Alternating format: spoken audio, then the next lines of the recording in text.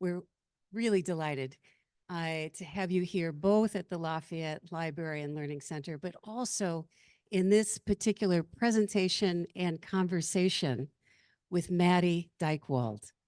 So let me say a few words about Maddy, because she is someone who is quite exceptional.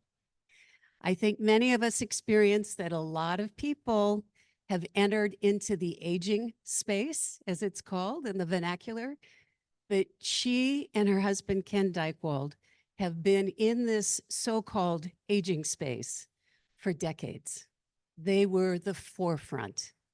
They were the pioneers that began to bring everyone's attention to the fact that we not only had 30 more years of life expectancy in our lifespan, but we also had a longevity revolution that meant it was happening not only with ourselves or our communities, it was happening worldwide.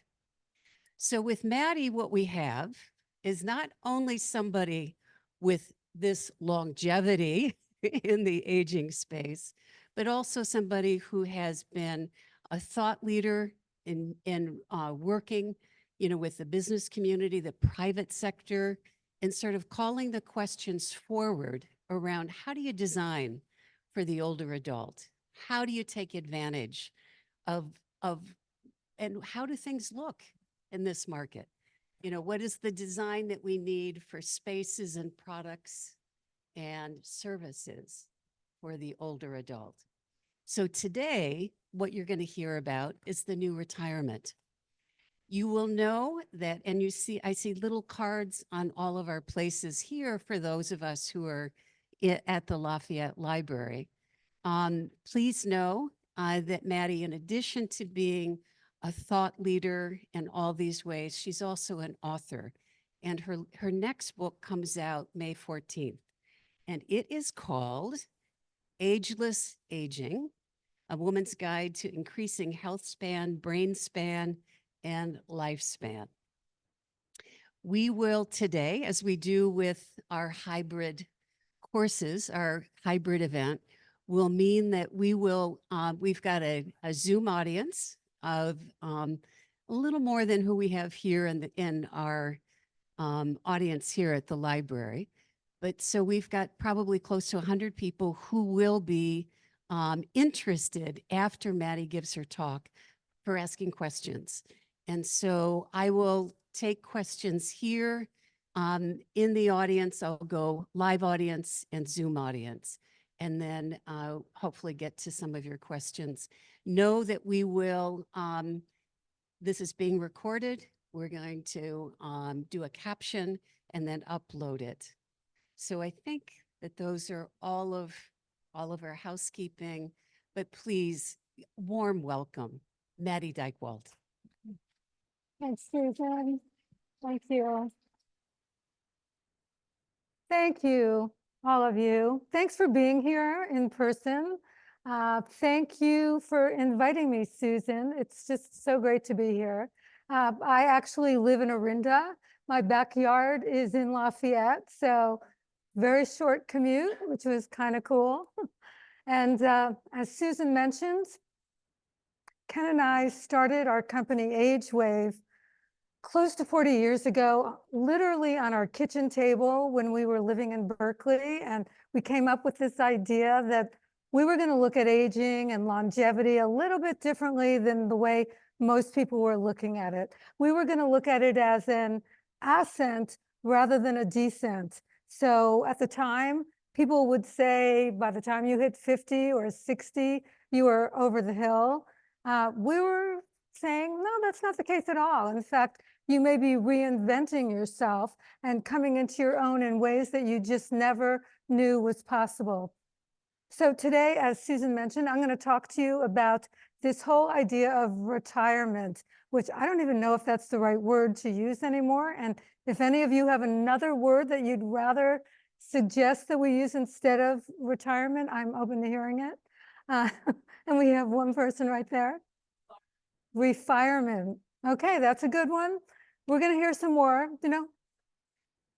Inspirement. I love that too. Yeah, that's really great. So yeah, these are the kinds, we're all thinking in a positive way. So what we're going to focus in on, zero in on, literally based on the research that we've done over the past 40 years, but in particular, we have taken a deep dive into the world of retirement through our research, much of which was done in the last few years, some of which was done in the middle of COVID. And our partner is Harris Poll Company. So it's been quite a journey for us to learn more about retirement ourselves, because if you do the math and you figure I started AgeWave when I was in my 30s, I'm 74 now. So yeah, this is a whole thing for me too. So I'm a living experiment of the AgeWave. So why don't we get started?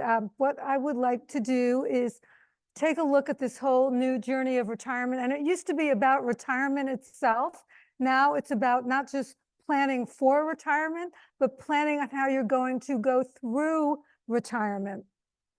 So let's put it into a context. Let's understand the dynamics, the why of the reason that retirement is transforming itself so dramatically. Let's take a look at a couple of dynamic forces.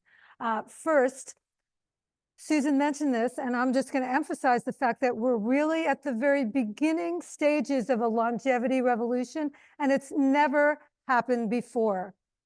So in fact, if you're going to think about this in terms of trends that happened over the span of human history, what you would see is that during most of human history, average life expectancy was only about age 18. 18. Think about that for a minute. It's pretty crazy. So if we zero in a little bit further and we take a look at life expectancy at birth since the year 1000, what you can see by looking at this chart is that throughout most of time, people did not age at all. They died. Death usually came before the chance that you had to live a long life. And that all changed at the end of the 19th century, the beginning of the 20th century. We had innovations like learning that sanitation, cleaning, washing your hands could actually add years to your life, health to your life. Refrigeration, then vaccines and penicillin and antibiotics. These things allowed for something remarkable to happen. And that is, in the 20th century, we saw average life expectancy literally skyrocket. It went up from, at the beginning of the century, age 47, all the way up to, on average, 77 by the turn of the century. So that's 30 extra years of life in one century. Now, you can tell by looking at this chart that there's something a little off or a little bit not expected.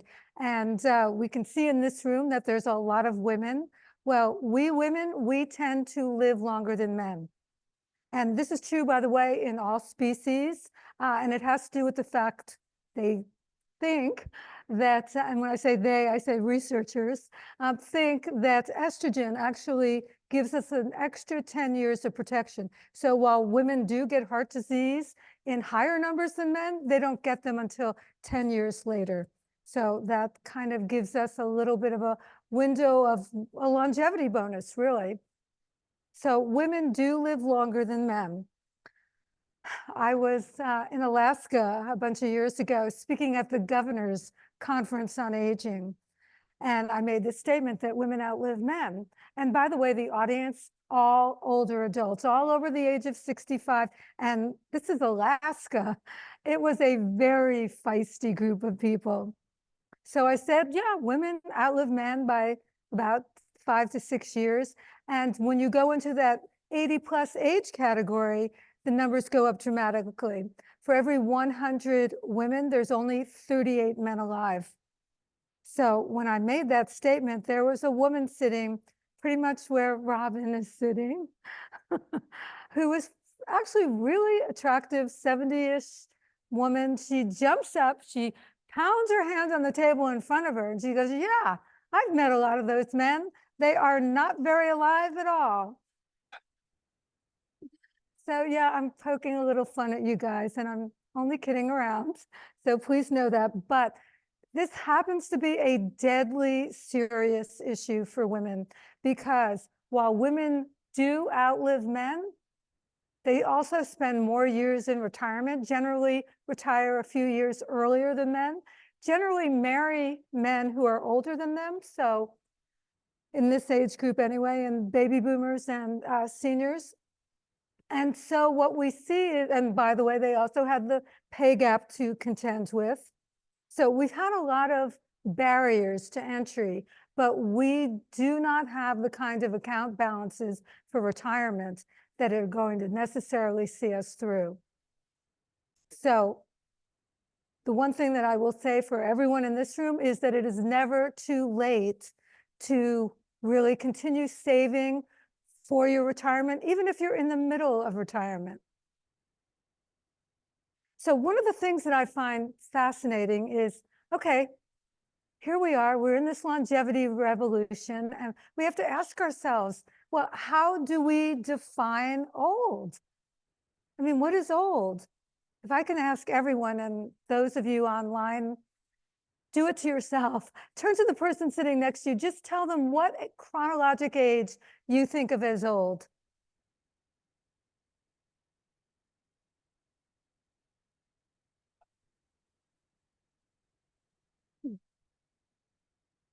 Okay, can we hear some of those numbers? I think I hear 80, 85. Any others? 90? This is a very evolved group. Okay, 80, 85, 90. Any others? Okay, so let me give you some information on this, some role models, but also in our country, like many other countries, we often use the number 65 to define old. And that's, and we put a lot of attach a lot of social security, Medicare, a lot of issues get tied to that, senior discounts. They really get tied to that number. And what's really interesting to me is you could take a plane and get off in Paris or Melbourne, Australia, or Buenos Aires, and just by dialing that retirement number up or down, you could completely transform the economy of a country, which is a pretty, when you think about it, that's like amazing. So where did this number even come from? Well, it came from this guy right here, Otto von Bismarck.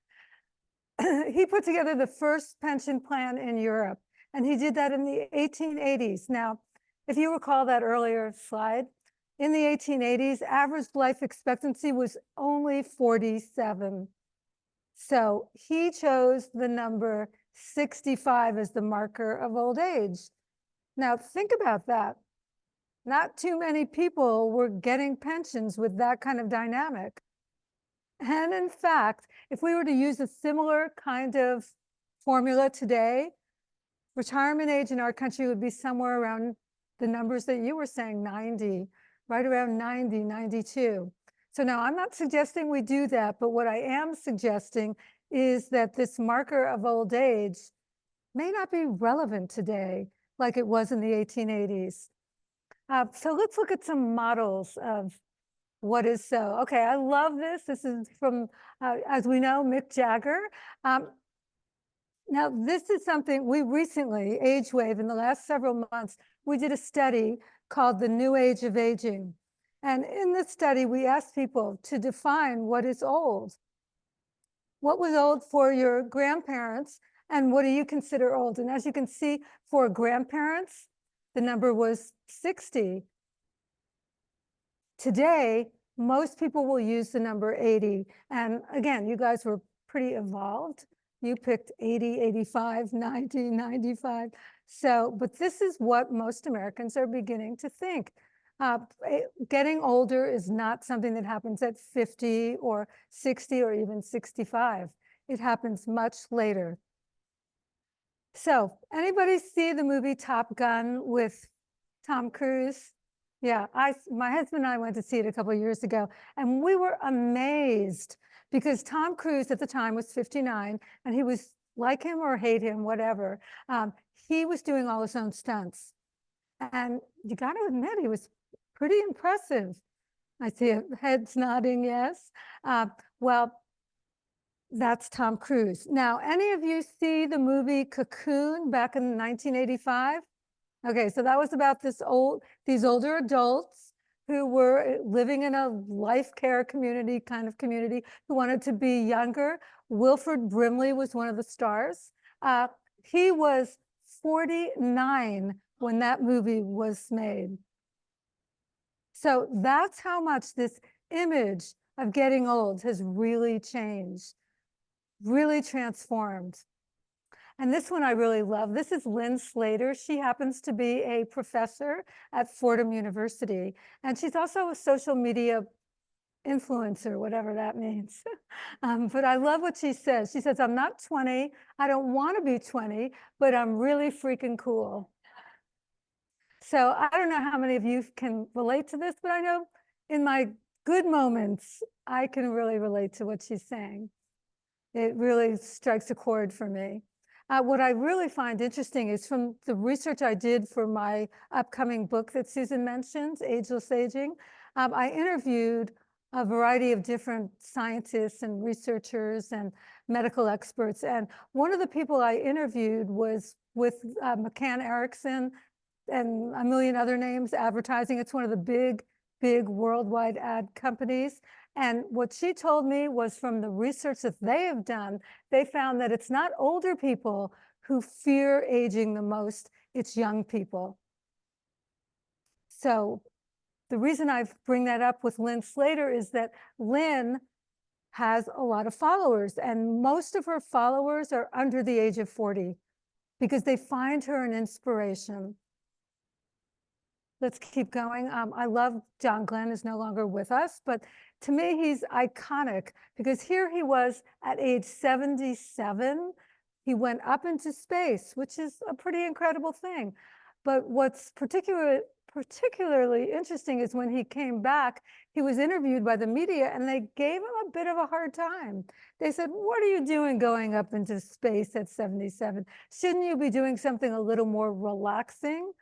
And he turned around and says, hey, just because I'm 77 doesn't mean I don't have dreams. Now, I don't know about any of you, but that's something that if you're in your 60s or your 70s, your 80s, even your 90s, that may still hold true. The fact is, we don't stop dreaming because we hit a certain age. And we don't keep striving because we hit a certain age. So let me show you one other great example of a woman in her, well, I won't even tell you her age, but showing incredible physical endurance.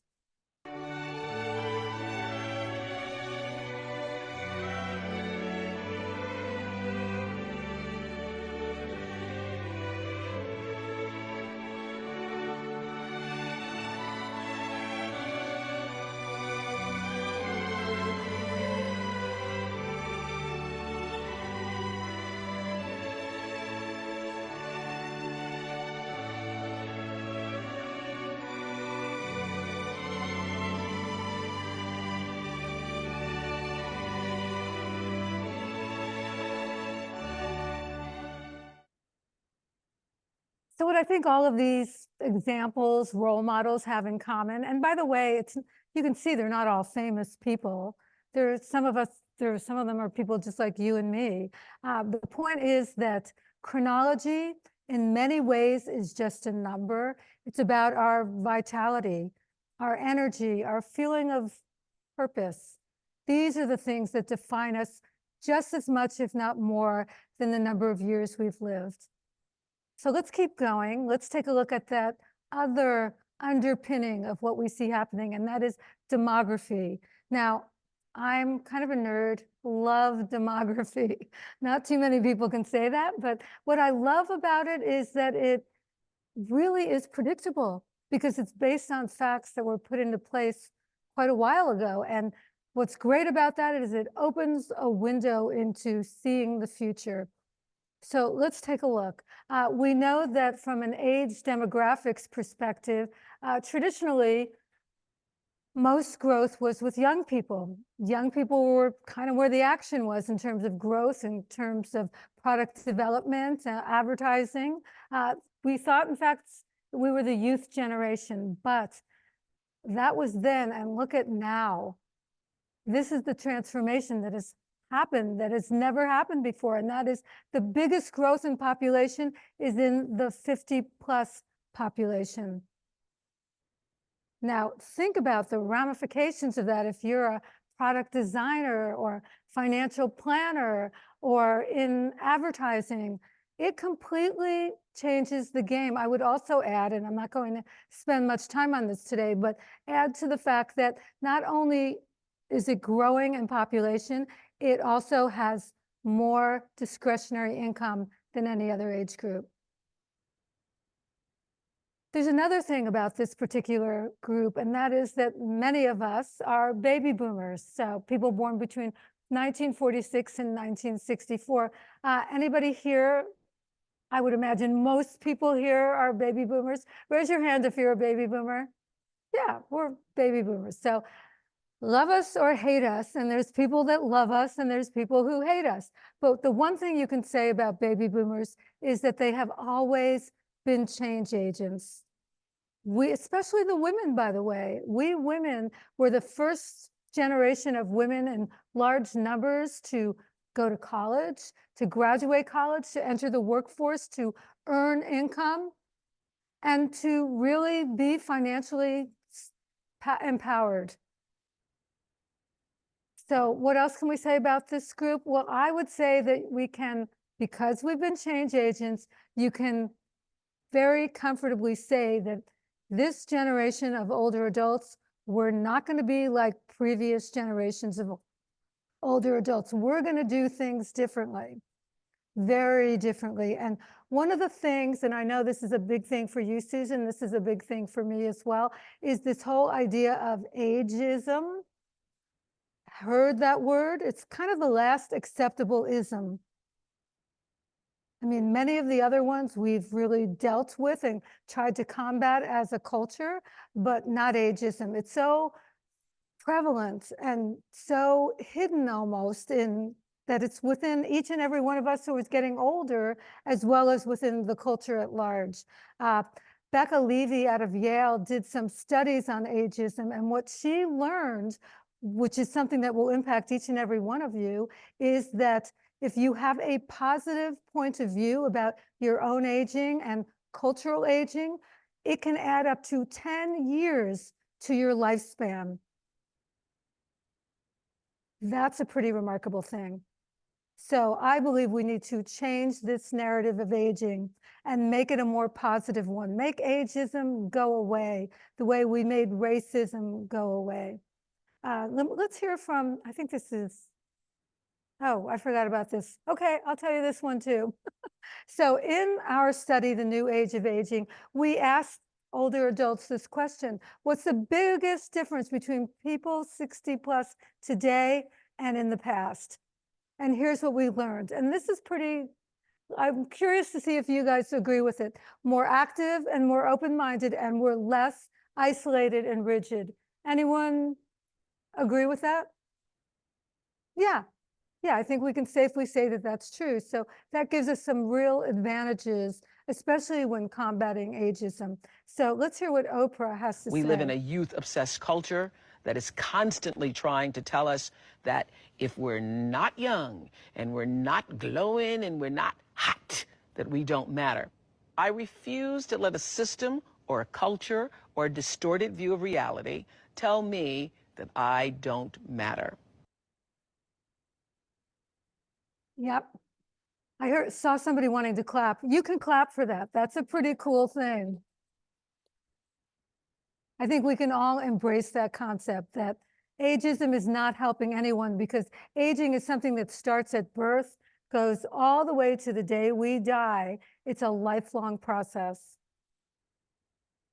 So where are we? Okay, there's these trends, the why of the reason that retirement is really transforming in front of our eyes. And that is, we're seeing a longevity revolution that has never happened before. And we're seeing the demographic shifts take place, where we're seeing new generations entering that second and third phase of life and bringing new attitudes, new expectations, and new wants and needs to that stage of life, which is all impacting this whole new journey of retirement. So what I'm going to do now is I'm going to share with you some findings from some of AgeWave's most recent studies on this new retirement. And just to give you a headline, we used to think about planning to go into retirement. Now we plan for retirement, but getting through retirement at the same time. So it's to retirement and through retirement, which really changes the game, because the amount of time people spend in retirement because of this longevity revolution has tripled. So it's a long, long journey, and oftentimes it includes such things as work. So let's take a look. Okay, let's take a look first at the old definition of retirement. So if you were to open up Webster's dictionary and take a look at this definition, here's what you would find. It's to disappear, to go away, to withdraw. Now, I don't know about you guys, but I don't know too many people who want to do that for more than maybe a few months. Instead, today we see that retirement is really different. We asked in our study, we asked people, this is pre-retirees and retirees, we asked them, what best describes your parents' generation, how they viewed retirement and how you view retirement.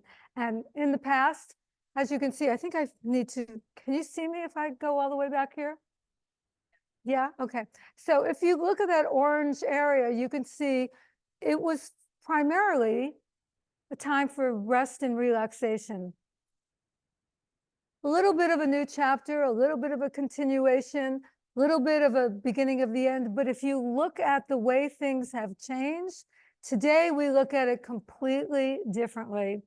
It's a whole new chapter of life. And we used a couple words earlier, refirement and inspirement. And those words actually resonate pretty intensely, bless you, by the way, with the way that this new chapter of life is evolving. We're going to talk more about that in a little while. So from our studies, and there's been other studies at Stanford and also at MIT that confirm this, we asked, well, what are the things that change as you begin to hit 50, 60 and beyond? And what we saw was this: levels of happiness, freedom, and resilience actually rise, while levels of anxiety actually fall. Now, during COVID, we saw that it was really younger people, primarily Gen Z in particular, who really were suffering with a lot of mental anguish and anxiety. We saw older people demonstrating a little bit more like resilience. They've been through some good times and bad times. We've seen various things go right, go wrong in our world, and we know that we can get through it and we can survive. That gives us the strength and the power to feel happy and feel resilient. What else? For most, we used to think about retirement as a time to rest and relax. Well, yeah, that's oftentimes part of it, but now new words come into being. And by the way, it's not work or retirement. For many people, it's work in retirement. Anyone here retired?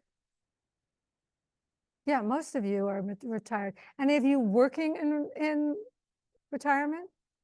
Yeah, a number of you. And if I were to come back here again next year, I bet that number would double. Because we're seeing more and more people recognizing the fact that, well, some kind of work in retirement is actually can be fun, can be exciting, can be an opportunity to do new things and have some more freedoms in ways that you never expected. One of the things that we see happening as people hit retirement is they have new choices, new freedoms, and new challenges. It's a time to kind of reinvent yourself. Let me give you an example. I have a friend. Anybody here live in Berkeley? No. Okay. A few of you. Okay. I have a friend who was a dentist in Berkeley. He was in his 50s, and he called me up one day and he really wanted to talk to me. And he said to me, you know, I'm thinking about selling my practice. And I said, well, wait a minute, aren't you just in your 50s? And he says, yeah, I am, but I'm thinking of selling my practice. What do you think of that idea? I go, well, why are you doing that? He says, well, I'd like to sell my practice because I decided to be a dentist when I was 18 years old. I don't want to live with an 18-year-old's decision the rest of my life. So I'm going to go back to school, become a psychologist. And what do you know? Today, he is a practicing psychologist. So that's just one example of reinvention. And I'm sure each and every one of you have a story that you could share, either from your own life or from someone that you know. What else? We used to think about retirement planning. Well, it's all about getting the money thing right, which is important, no doubt. But it's really changed. From studies that we've done, the research we've been involved in, we found that there were actually 4 keys to this new retirement. One is health, one is family, one is purpose, and of course, one is finance. So we're going to delve into each of these and hopefully answer some of your questions that might come up around these issues. Let's begin by taking a look at health. When we asked in one of our research studies, which of the following are the most important to achieving a happy retirement? Well, as you can guess, maybe, health was number 1. So health is kind of the new wealth. I see a lot of head nodding, like, yeah, of course, right? Yeah, well, it is the truth. Kind of an interesting dynamic, because what we see is that in the United States, we spend more on healthcare than any other country out there, yet we're not necessarily doing that great. Let me walk you through this particular slide. This shows health span and lifespan. So lifespan is the number of years that we live, and health span is the number of healthy years that we live. And as you can see, the US, we're not doing so great. There are a lot of countries that are doing far better and spending less money on health and healthcare than we in the United States do. I would say that one of the interesting things for you in this room, because there's so many women, is while women live longer than men, their health spans are not as long as men's, even when you correct for longevity. The average woman spends 14 years in a cascade of poor health. Yeah. So that's the bad news. That's kind of the dark side of lifespan increasing. We need to do better. We need to increase. We need to better match our health span to lifespan. More important than increasing our lifespan. Now, the good news is a lot of it is within our control. That's a lot of what I talk about in my book, Ageless Aging. It used to be common knowledge, scientifically backed, that your genes were your destiny. Whatever your genetic package was, oh well, that's what you're going to have to deal with. Today, the biggest research institutions focused on longevity, like Calico, they're saying that up to 90% of your health and well-being is within your control. Now, that's a really high number. So we know that food can be medicine. We know that exercise can actually be a superpower. That, by the way, there was something in the Washington Post just today saying that women have double the positive effect of exercise as men. Sorry, guys. But I thought that that was really pretty interesting. For once, I saw a good piece of news for women. We know that sleep Actually a time when your brain takes out the trash, cleans out the junk so that your brain functions more effectively. We know that hormones make a huge difference.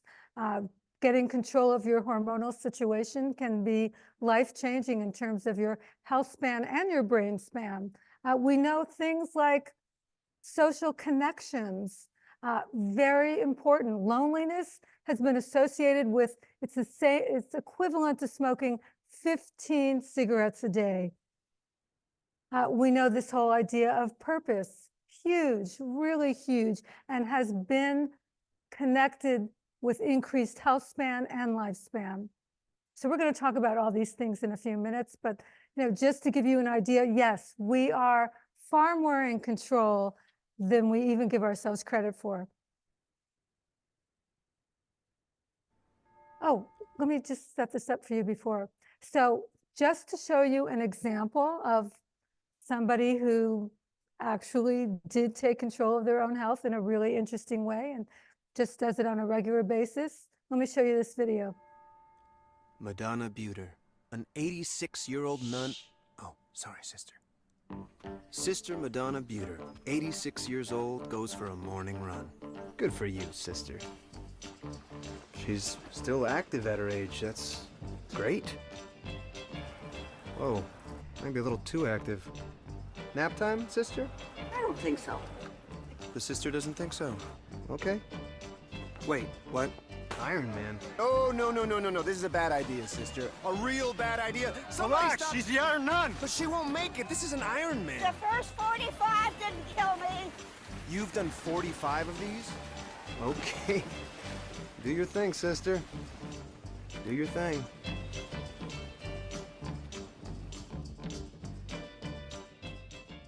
Yeah, cool, right?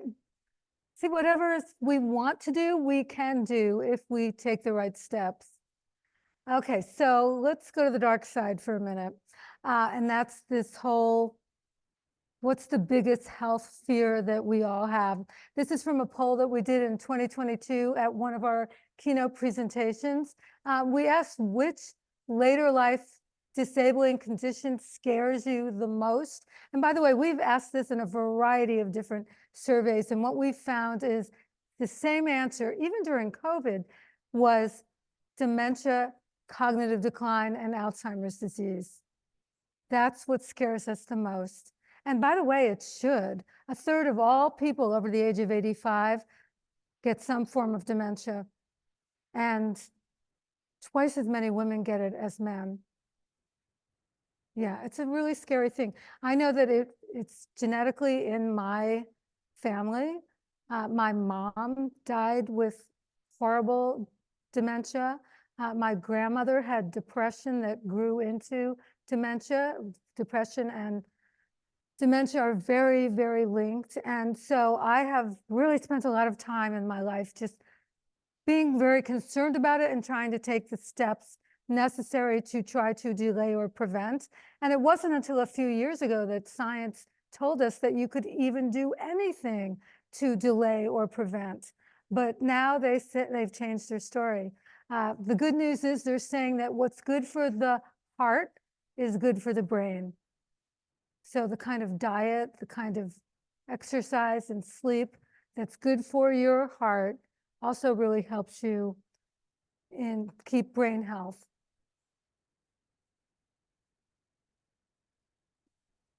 Okay, let's move on to a brighter subject. Let's move on to family. Family actually, it was kind of the silver lining of COVID. We found that most Americans, the majority, say they have refocused on what they think is most important, and what's most important is family. So this is very good news. So I want to introduce you. I saw this photo in the New York Times Magazine quite a while ago, but when I saw it, I thought to myself, you know what, this is the future of family. So let me introduce you to the various family members. First, we have Bradley. He's the youngest. He's 3 years old. Bradley's mom is Christina. She's 27. Kathy is the grandmother. She's 49. Bob is the great-grandfather. He is 73. Kitty is the great-great-grandmother. She is 95, and the matriarch of the family, Sarah, she's the great-great-great-grandmother. In this photo, she is 118 years old. So I believe that this is really the future of family, multi-generations, all alive at the same time. They may not live near each other. They may not even like each other, but they are involved in each other's life, especially when it comes to making healthcare decisions, making financial decisions, and even making real estate decisions. So, by the way, the fastest growing kind of family is the multi-generational family. Now, one of the things that I found really interesting and kind of surprising, and I want to see if you guys are surprised by this, was the answer to this question that we asked in one of our studies. We asked, are you willing to offer financial support to your family, even if it could jeopardize your own financial future? I see a lot of nodding yes. Yes. You're 100% right. 71% of people told us yes. And this was done with all different races, all different religions, all different income levels. And I found it amazing that people were willing to maybe even work longer to help a child or a grandchild, or maybe pay for their parents or grandparents to be in home health care so that they could stay at home.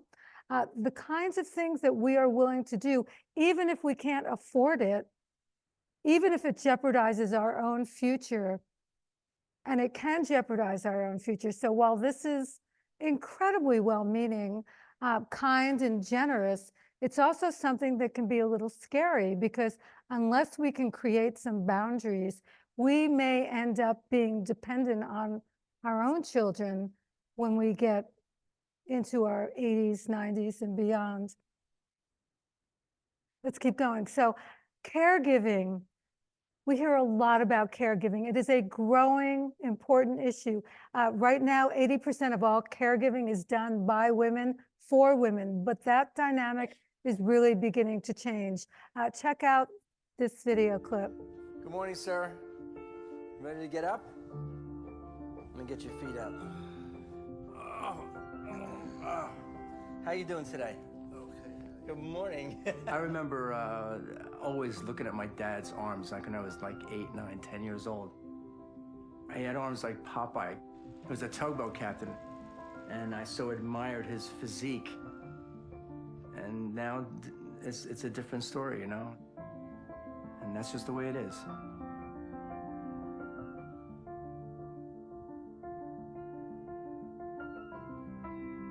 So my dad had a stroke, and now he can't get around, he can't walk. And he needs me to help him out. And my son Luke and I have been doing it. And I'd do anything for him. I can give you a really good mohawk. You look like a punk rocker. There's a definite role reversal that happens. I have to wake him up in the morning and take care of him and groom him and shave him and shower him. It's actually an honor to do that for your father, because he did it for me when I was a kid.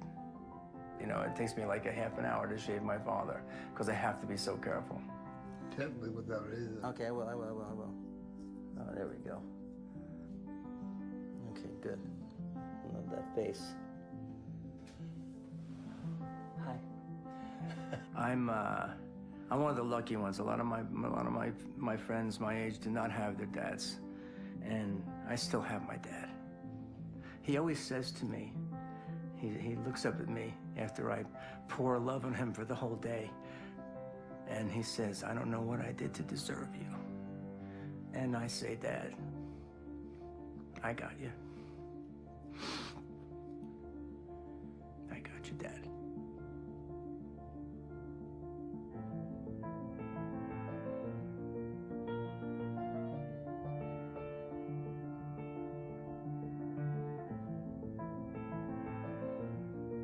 I see a lot of teary eyes here.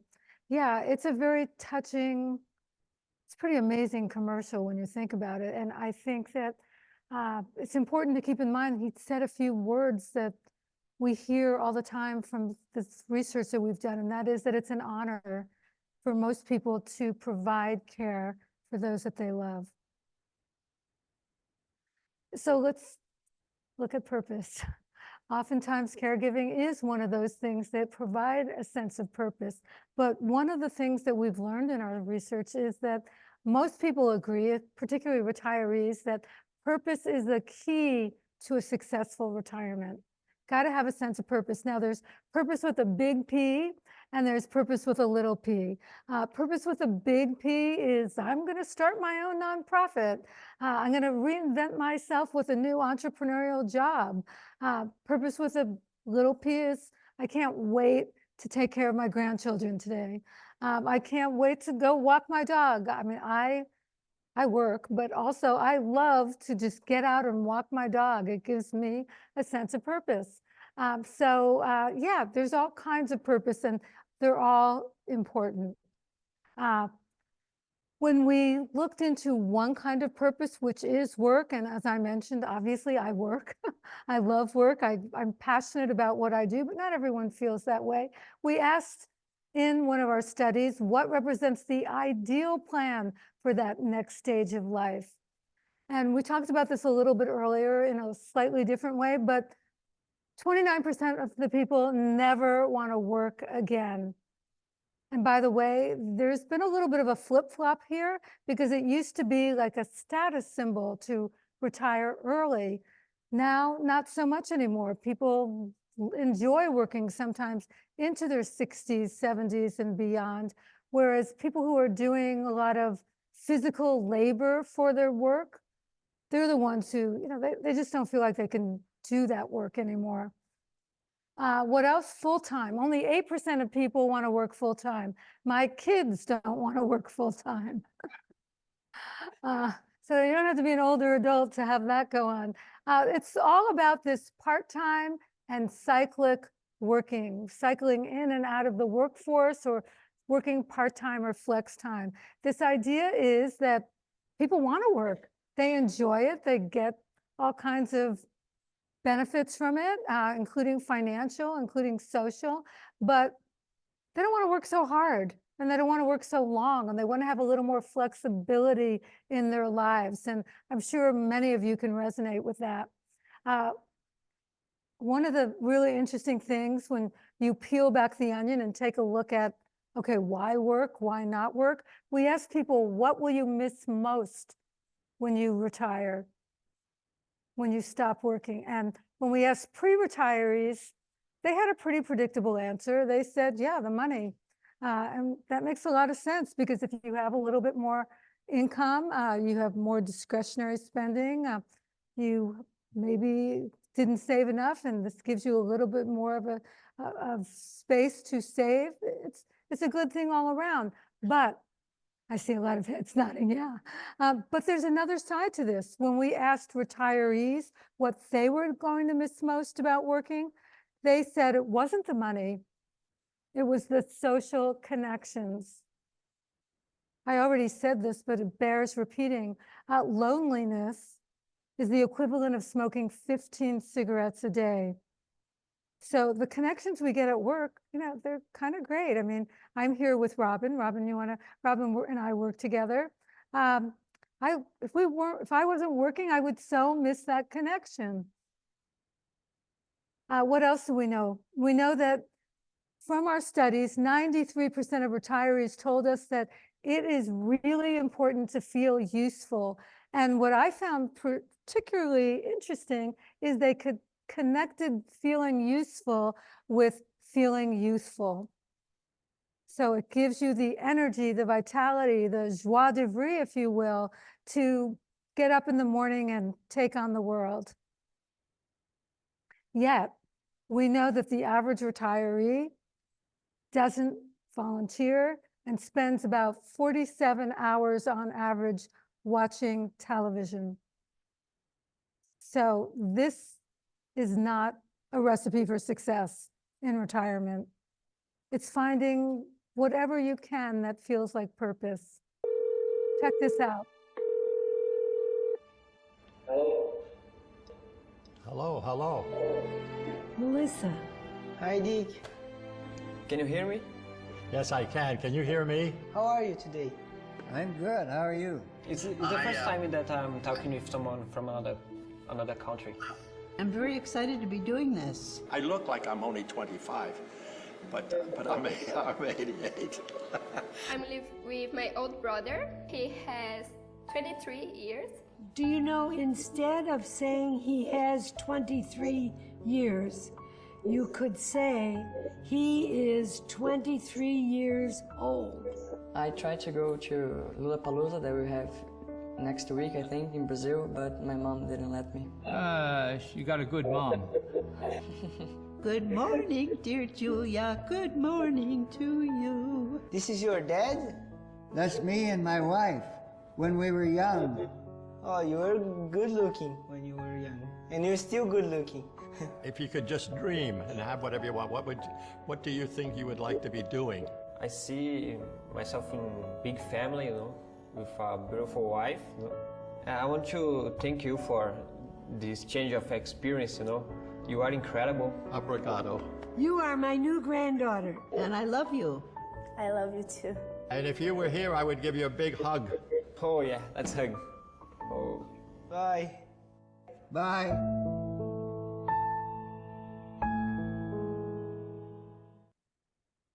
Okay, what's so amazing about that those are real people, which is great.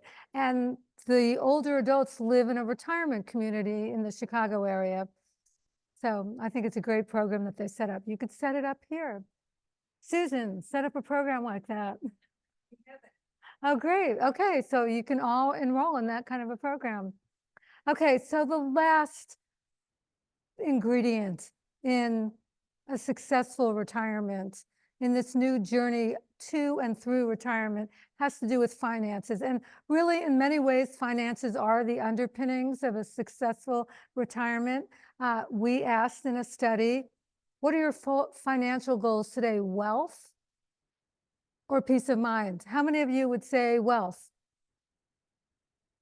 How many of you would say, I don't see a hand up in case the people who are online are wondering. Anybody think peace of mind?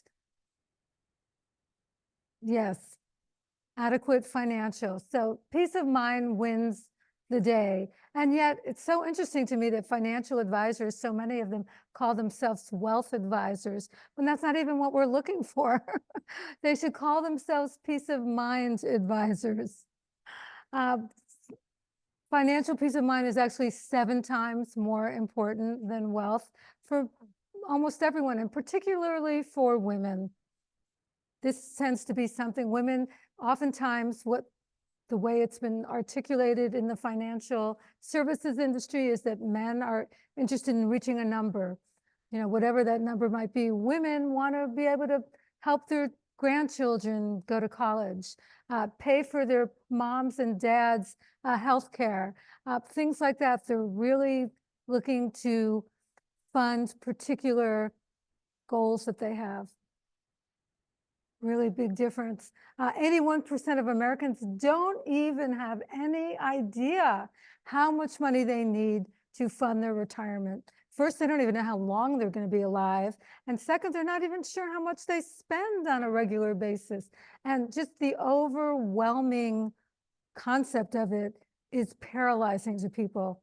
Add to that the fact that although inflation is now the greatest worry, healthcare costs are right up there. We don't know what they are. I mean, we assume, or many people assume, I don't think people in this room assume this, but that healthcare is, it's covered by Medicare. Well, we all know that that's not the case. And if you throw in long-term care expenses, it can be a truly frightening number. So to tie this all up in a nice little ribbon, on this journey of retirement to and through it, we decided in one of our studies, in one of our more recent studies, that we were going to go to the experts. And the experts are those people who have retired and feel that they've retired successfully. We went to them and we asked them, okay, what did it take? How did you get to where you feel like you're in a successful retirement? What kind of planning was required? And what they told us was this. They said it's important to plan in terms of all 4 key ingredients. That's health, family, purpose, and finance. All of them are equally important. So it's no longer just about saving for retirement. It's about planning against all 4 of these ingredients. And another important point that oh, by the way, pre-retirees, they're not doing any of this. If they're doing something at all, they're doing a little bit of planning in terms of finances, but they're not following a recipe for success. So what we need to think about is this idea that we need to both live our lives and enjoy our lives, and also think about who we want to be down the road. Who is that future self that we want to be? Yes, financially, but also in terms of our health and our family and friends and our sense of purpose. And not to be forgotten, even the best plans go awry. There is a need for course correction all the time. This was an Apollo mission, and in an Apollo mission, 98% of the time, and they do more planning, by the way, than probably any other kind of mission out there. 98% of the time, they are off course. They are course correcting continuously. And that's what we all have to do. So rather than beating ourselves up because we haven't saved enough or hadn't taken care of our health enough, just know that it's never too late to make changes. So with that in mind, I want to thank each and every one of you for being here and welcome all of your questions. So how do we want to do this, Susan, with questions? I'm going to get the mic working. We're going to start with questions in the room. If there's anyone, we'll go question in the room and then question online. The woman in front with the hat. Here comes wait on. There's the microphone. Thank you for waiting until the mic is with you. Thank you. I'm wondering if there was any research done on singles versus married, and also maybe urban versus suburban or rural in terms of all the findings. Yeah, that's a really good question.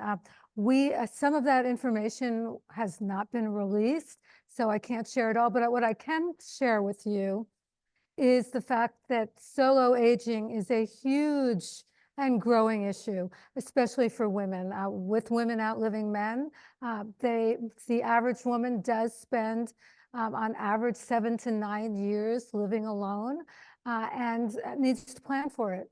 There are people out there who are experts that focus completely on solo aging, but one of the things that came out in my book, I interviewed a lot of people about solo aging because it's such a huge issue for women and it really affects their health as well. It can anyway. And one woman, she actually lives in Southern California. She's 85 years old. She was married for years. Her husband passed away. Then she had a boyfriend, but she found that her boyfriend didn't want the same things in life that she wanted. So she broke up with him. And she started going to do things on her own and never had done it before. So she told me about this time that she went to the theater by herself and was sitting next to a woman who was clearly by herself. And she's not like this very outgoing person, but she said to her, "Hey, listen, I see you're by yourself. Do you like to go to the theater a lot?" And they found out that they both enjoyed a lot of the same things and they created this friendship and they're like theater buddies. So I think I tell that story just because it's so indicative of we've got to go that extra mile if we're a single woman to make sure that we are connecting with others and that we have done planning in terms of our health and in terms of all 4 ingredients. I hope that's helpful. Good. Yes. One of the things I remembered from my mother is she was living in assisted living, and as she got older, she withdrew more Mm. from activities, and I was always trying to encourage her to do the things that they had for entertainment and that kind of thing. Yeah. And she said, and I said, don't you have any close friends here? And she said, when I got to be a certain age, almost every close friend I had died. And she said, I can't go through that constantly. Oh, wow. She really isolated herself. And I think that's a hard one to overcome. That is a hard one to overcome, especially if they're living in a community that's all older adults, because that's the community that they have. That's a very hard one. What I would urge the community leaders to do, those who are working there, is to potentially create a relationship with maybe a school or maybe an after-school program. This whole idea of intergenerational communications is something that would probably be really helpful in those situations. I would also say, and I know this sounds maybe silly, but having pets in the community like that would be very helpful. In one of our studies, we asked what's the #1 way that you would be willing to start having a sense of purpose, and the #1 way was to adopt a pet. So, I mean, pets are emotional animals, and they can be emotional, I'm using the word crutch, but emotional crutches for all of us. I mean, I know I feel that way with my dog. But those are two suggestions for those who are leaders of that community who work there. But for your mom, I'm just so sorry that she's going through that. It's got to be the saddest thing. Back here, we don't have any questions yet online, so we'll take more questions.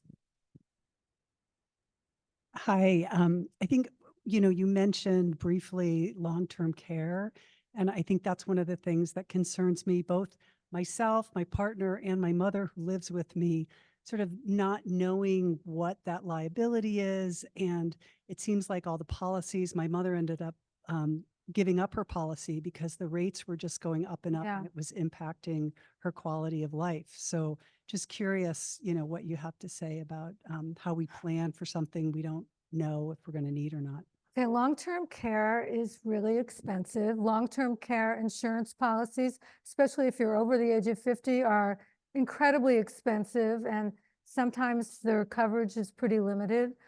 So if possible, to save in another way for long-term care, they say on average a woman needs around $250,000 to pay for their long-term care. And that number only goes up from there. So it can be pricey. Now, that's why I believe that there is a real trend towards home care instead of going into long-term care facilities.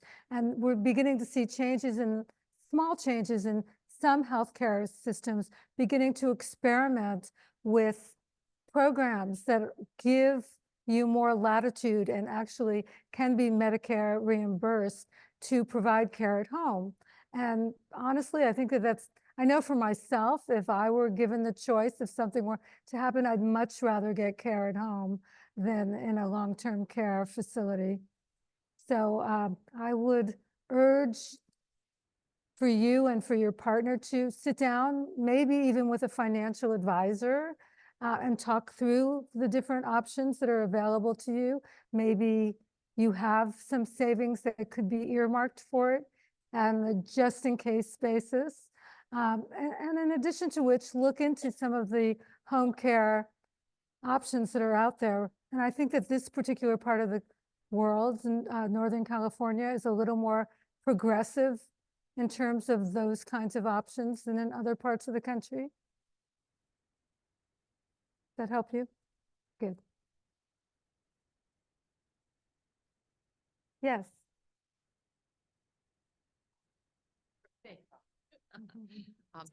Not withstanding, memory care or assisted living.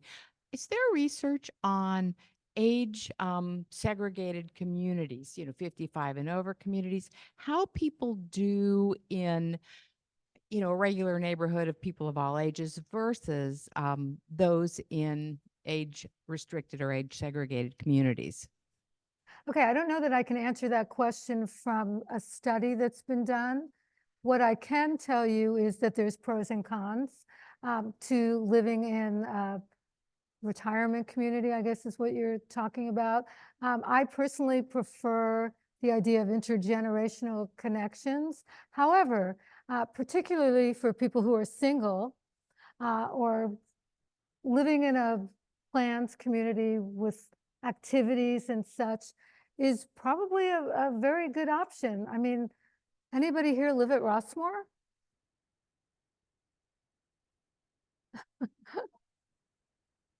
Yeah, a lot of, I was just going to say the same thing. Anecdotally, people absolutely love it. There's all kinds of activities. There's all kinds of ways of meeting other people. Yeah, I mean, it has its pluses, but I personally don't like segregated housing, which is what it really is. But you're right, people love it. Yes. I come for the winter thanks to Ollie from New York, but I am working now under a grant that I think is very, very interesting.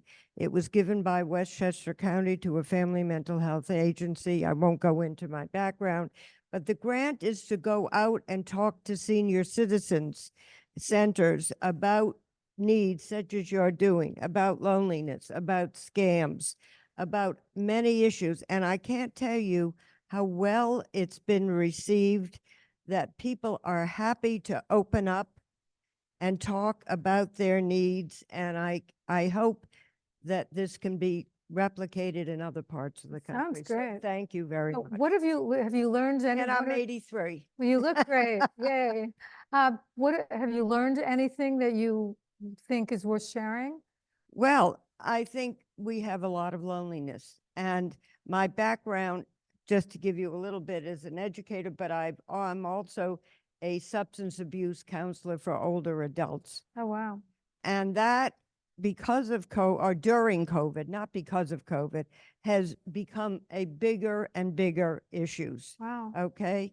So you take loneliness, you take extra time being alone at home, and what was open during COVID?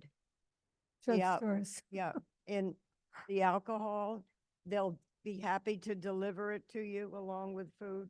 And so that's wow. That's one area. The other area is people want to talk. People want to be together, and that's what I have found. Yeah. People have invited me back just to come and on a monthly basis as a group to bring them together, whatever the topic, what their need is. So thank you very much. My pleasure. Thank you. That's great. Great work. There's one other question back here. Maybe, Maddy, one of the exchanges you and I had was wanting to give you more information about the impact that learning has on our lives. And That's I'm right. glad, I mean, it means we've got Barbara during the winter months.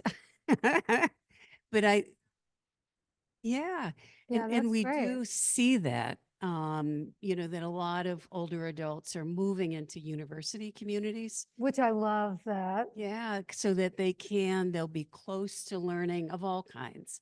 And so part of my work over the last 20 years has been looking at what is the impact of learning on healthy aging. Because when I first started 20 years ago, there had been longitudinal studies internationally, and they had assessed that continuing to learn out of all the other factors was what would contribute to healthy aging. Particularly brain health. And so it's not just simple learning. It is the kind of learning that challenges you. It pushes you. We try to do that at Ollie. We try to think, okay, this will be a difficult subject, or this will be something new, we try to navigate where's the new paradigms, those kinds of things. But it's also about how you learn. Who are you as a learner? Can you figure out, well, I'm this kind of learner, and this is how I solve problems. How could I change up and do it a different way? So my lesson is always, yeah, I'm right-handed. So I moved the mouse to the left side. Oh, wow. And because I know that sends a new signal to my brain. If I can use my left hand to write, it'll do that. So at any rate, so encouraging people, think about how you're doing something and then think, okay, how can I do it differently? Whether or Good not idea. it's in the OLLI classroom or an activity or in an event like this. But, you know, we know the social value is really important. And it's important to also, this happens to me. If you find yourself saying, I don't think I like that person, move into them. Move closer. Find out more, because if you find out more about that person, I bet you'll end up liking them. My theory. I guess we had a question back here, over here. Yes. Yeah, no, that's a good point. By the way, I would just add one thing to that. When you learn a new thing, but it has to really be learning a new thing, you create new brain synapses, which is a very good thing to avoid cognitive decline. My question was, as you were speaking with successfully retiring or, refiring or folks, what were some of the ways they found their purpose? How did they go about that? Finding your purpose. This is a very big question. I think it's very individual, first of all. But, again, think about it in terms of, well, what inspires you? And inspirement. I can't remember the exact word somebody said. Environment, yes. What fires you up? Maybe it's volunteering one day a week. Just as an example, my sister-in-law's sister just moved to a new community and to San Diego from Los Angeles. She really didn't know anyone there. And so she was not really interested in volunteering, but she decided that, okay, I'll volunteer one day a week in a food bank, just because I love to be around food and that sounds like it'll be fun. I'll meet a lot of people. She made some of her best friends doing that. So, just trying something new, just giving something a chance. What the activity could be, it's really so individual, but it's like taking a step into the darkness and recognizing the fact that you may find some light there.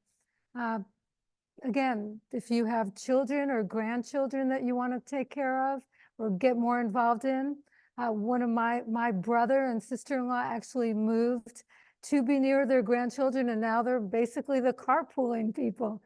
But they like it. They feel like it gives them a sense of purpose. And they're not working, and so they really enjoy it. For some people, it might be working. I have a good friend. Her sense of purpose is she gets up in the morning and she spends the day working out. And she feels like this is the best thing she could do because she's really creating a healthier lifestyle, and it's making her feel so good to do other things. So it makes her want to, tonight I was supposed to go with her, but I'm not going, to see Sam Altman speak. There's a lot of really interesting things that we can try that maybe we just never even thought we had the time or the bandwidth to do before. So, I say experiment. I don't think it's easy. Yes. Comment or question rather that you mentioned you had wealth and purpose. No, peace of mind. Those were the two Options. Yeah. And it almost seems like if you have the wealth, you would have a better peace of mind than if you didn't have the wealth. The peace of mind might be sketchy. 100% agree. There's no question that what you're saying is right. Think about the word wealth for a minute. It actually derives from the Welsh, and it in Welsh, it was wele, and it meant well-being.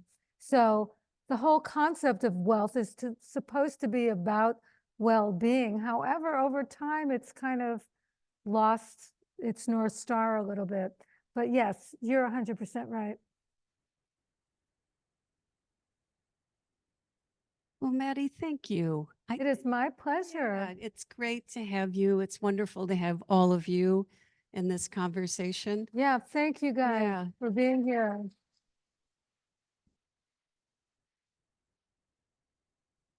Yeah, hopefully each and every one of you learned one little tidbit that you can take home and maybe do things a little bit differently or talk about with your friends and family.